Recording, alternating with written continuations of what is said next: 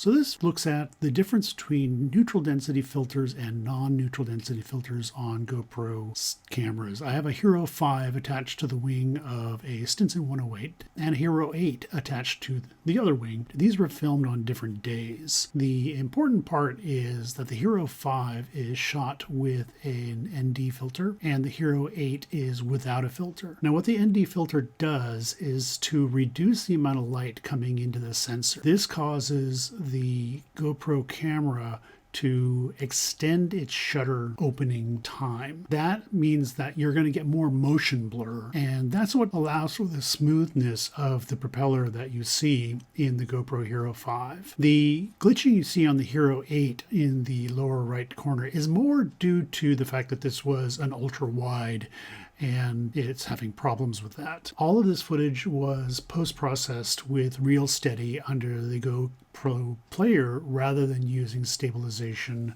on the camera, in the camera at the time it was being recorded.